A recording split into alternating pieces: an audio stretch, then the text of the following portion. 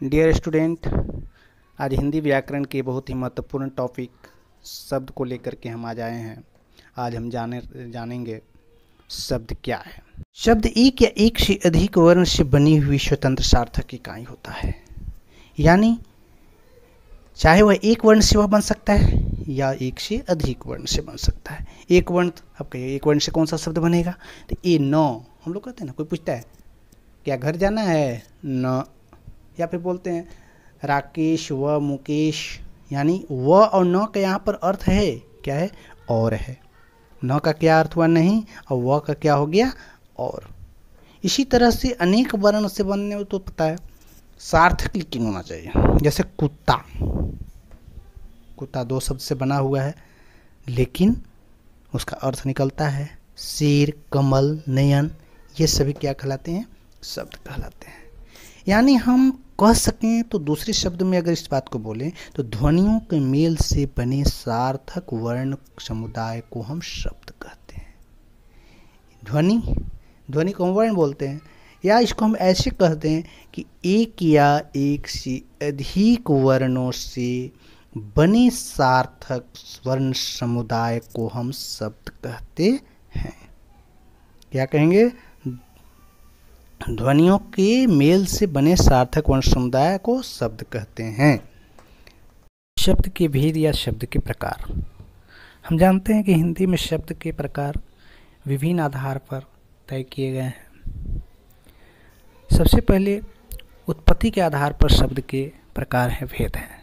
तो उत्पत्ति के आधार पर शब्द के 4 भेद होते हैं: तत्सम शब्द, तद्भव शब्द, देशज शब्द और विदेशज शब्द। इसी प्रकार से व्युत्पत्ति के आधार पर शब्द के 3 भेद हैं: रूढ़ शब्द, यौगिक शब्द और योग रूढ़ शब्द। कौन कौन? रूढ़ शब्द, यौगिक शब्द, योग रूढ़ शब्द। अर्थ के आधार पर शब्द के 2 भेद हैं: सार्थक शब्द और निरर्थक शब्द। इसी प्रकार से प्रयोग के आधार पर शब्द के 2 भेद हैं: विकारी शब्द और अविकारी शब्द। ताकि हम बता चुके हैं कि उत्पत्ति के आधार पर शब्द के 4 भेद हैं: तत्सम शब्द, तद्भव शब्द, देशज शब्द और विदेशज शब्द। अब इनकी विस्तृत चर्चा कर लेना जरूरी है। अब हम जानते हैं कि तत्सम शब्द किसको कहते हैं। तत्सम शब्द वे शब्द होते हैं जो संस्कृत की भाषा से हिंदी में बिना परिवर्तन के ले आए गए हैं, उसको ले लिए गए हैं और उसका हम लोग बेधड़क प्रयोग कर रहे हैं। हिंदी में लिया गया जो भाषा होता है, यानी यूँ कह दें हम कि संस्कृत भाषा के हूबहू उठा करके हूबहू शब्द जो हिंदी में प्रचलित हो गए हैं वो तत्सम शब्द कहलाते हैं। जैसे अग्नि, संस्कृत वर्ड है, संस्कृत का शब्द है अग्नि, जिसका मतलब आग होता है, लेकिन उसको हम हूबहू ले हिंदी में प्रयोग करते हैं। रात्रि का प्रयोग भी हिंदी में करते हैं, संस्कृत वर्ड है। इसी तरह से सूर्य, वायु आदि बहुत सारा है। नेक्स्ट है तद्भव शब्द। अगला जो है वो है तद्भव शब्द, यानी जो शब्द संस्कृत भाषा से हिंदी में आया है लेकिन हूबहू नहीं आया है, कुछ उसका चेंजिंग हो गया, बदलाव हो गया है। तत्सम शब्द का मतलब कह सकते हैं कि संस्कृत का कुछ वर्ड जिसको कुछ उसमें तोड़ मरोड़ करके, यानी उसको कुछ चेंजिंग किया गया है, एडिट किया गया है, कहें तो गलत नहीं होगा, और उसको ले आया गया है हिंदी में। जैसे अग्नि को एडिट करके चेंज करके उसको ले आया गया आग के रूप में। इसी तरह रात्रि से रात बना करके हिंदी में लिया गया। आम्र से आम को हिंदी में लिया गया। इसके ही हम तत्सम शब्द तद्भव शब्द कहते हैं। आगे हम देखते हैं देशज शब्द। कौन सा? देशज। देशज क्या है कि जो सब क्षेत्रीय प्रभाव और परिस्थिति के कारण या फिर आवश्यकता अनुसार हमारे देश में प्रचलित हो गए हैं, वैसे शब्द को हम देशज शब्द कहते हैं। जैसे पगड़ी, बोलते बोलते पगड़ी शब्द आ गया, हिंदी में उसको यूज करने लगे। पैंट, पेट, थैला, ये सभी शब्द ऐसे हैं जो कि प्रचलित हो गए हैं, हम लोग बोलचाल की भाषा में उसको प्रयोग करने लगे हैं। नेक्स्ट देखते हैं विदेशज शब्द। जो शब्द विदेशों से संपर्क के कारण हिंदी में हम लोग अपना लिए हैं, तो वैसे शब्द को क्या कहते हैं? विदेशी शब्द कहते हैं। जैसे स्कूल इंग्लिश वर्ड है, लेकिन हम लोग हिंदी में भी उसका प्रयोग करते हैं। इसके बाद अस्पताल, अस्पताल हिंदी वर्ड तो है नहीं, लेकिन उसको हम यूज करते हैं। कैंची है नहीं, लेकिन हिंदी वर्ड, लेकिन उसको भी हम लोग यूज करते हैं। इस प्रकार हम देखें कि उत्पत्ति के आधार पर शब्द के 4 भेद हैं: तत्सम, तद्भव, देशज और विदेशज। अब हम देखते हैं व्युत्पत्ति के आधार पर शब्द के भेद। व्युत्पत्ति के आधार पर शब्द के भेद, तो व्युत्पत्ति के आधार पर शब्द के 3 भेद हैं: रूढ़ शब्द, यौगिक शब्द और योग रूढ़ शब्द। रूढ़ शब्द किसको कहते हैं? यानी जो शब्द किसी अन्य शब्दों के सहयोग से नहीं बना हो, यानी वह स्वयं किसी की जरूरत नहीं पड़ा और कोई विशेष अर्थ को प्रकट करता हो, और इतना ही नहीं, उनके टुकड़ों का कोई अर्थ नहीं हो। ये 3 शर्त जब लागू होता है तो वो रूढ़ शब्द कहलाता है। पहला शर्त क्या है?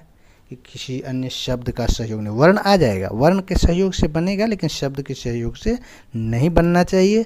दूसरा, विशेष अर्थ अपना प्रकट होना चाहिए, सार्थक होना चाहिए। और तीसरा, उसको तोड़ने के बाद टुकड़ों में नहीं होना चाहिए। वैसे शब्द को हम रूढ़ शब्द कहते हैं। जैसे कल, कल को हम क और ल करते हैं, यानी सिंपल सा चीज़ है कि वो शब्द से बना हुआ नहीं है, साथ ही साथ वो अपना एक अर्थ प्रकट कर रहा है कल का, और इसको हम टुकड़ा करेंगे तो भी कोई क और ल का अलग अलग का कोई अर्थ होता नहीं है। इस तरह से इसे हम रूढ़ शब्द कहते हैं। आगे देखते हैं यौगिक शब्द, यानी जो शब्द किसी सार्थक शब्दों के मेल से बनता हो। समझे? यानी 2 सार्थक शब्द के मेल से मिलने से जब एक नया शब्द का निर्माण होगा, तो वैसे शब्द को हम यौगिक शब्द कहते हैं। ठीक है? यानी जो शब्द किसी सार्थक शब्द को मिलने से बनेगा। जैसे हम देखें तो देवदूत, देवदूत में क्या है? देव और दूत मिला हुआ है। विद्यालय, विद्या जोड़ आलय, विद्या और आलय, आलय का मतलब घर, विद्या का मतलब शिक्षा, यानी शिक्षा के घर को विद्यालय कहते हैं। उसी तरह से हिमालय, हिम जोड़ आलय, यानी 2 शब्द से मिला ना, इससे हम यौगिक शब्द कहते हैं। अब आगे देखते हैं योग रूढ़ शब्द। योग रूढ़ शब्द क्या होता है? कि वे शब्द जो यौगिक तो हैं, लेकिन वह समान अर्थ प्रकट न करके विशेष अर्थ प्रकट करते हैं, यानी अपना अर्थ न बता करके किसी दूसरे के बारे में बताना शुरू कर देते हैं। वैसे शब्द को हम योग रूढ़ शब्द कहते हैं। एग्जाम्पल में देखें तो पंकज, क्या है? पंकज। इसके बाद दशानन, निशाचर, ये सभी क्या है? मतलब कि योग रूढ़ शब्द ही कहलाते हैं। इस प्रकार हम देखें कि व्युत्पत्ति के आधार पर शब्द के 3 भेद हुए: रूढ़ शब्द, यौगिक शब्द, योग रूढ़ शब्द। शब्द का जो अगला भेद है, अगला प्रकार है, वो है अर्थ के आधार पर। अर्थ के आधार पर शब्द के 2 भेद हैं: सार्थक शब्द और निरर्थक शब्द। सार्थक शब्द वे शब्द होते हैं जिनका कुछ न कुछ अर्थ होता है, वैसे शब्द को हम सार्थक शब्द कहते हैं। जैसे रोटी, कपड़ा, पानी, कुर्सी, ये सब ये शब्दों से जो है सो हमें ये पता चलता है कि इसका कोई अर्थ है। रोटी मतलब है कोई रोटी, पानी मतलब है पानी, कपड़ा मतलब है कपड़ा, इसीलिए इसको हम सार्थक शब्द कहते हैं। अब अगला है निरर्थक शब्द। निरर्थक शब्द वे शब्द होते हैं जिनका कोई अर्थ नहीं होता है। निरर्थक शब्द वे शब्द होते हैं जिनका कोई अर्थ नहीं होता है, वैसे शब्द को हम निरर्थक शब्द कहते हैं। जैसे रोटी, वोटी, पानी, वानी, डंडा, वंडा।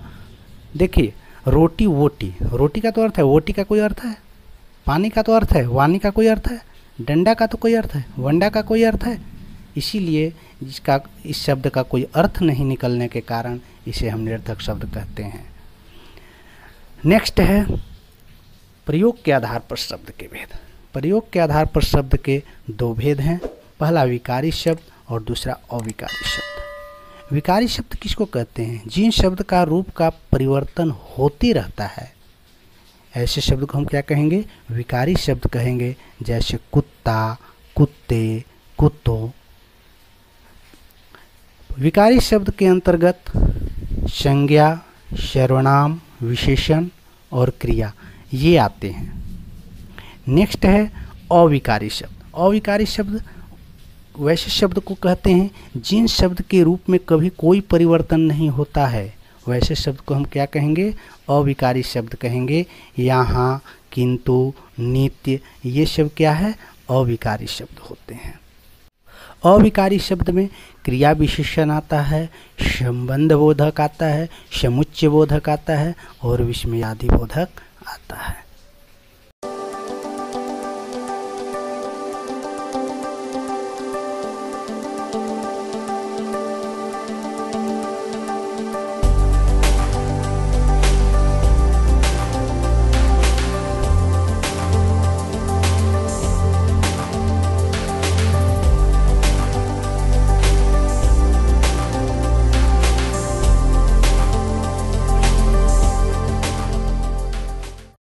खुशियों से महके है जीवन ये मेरा।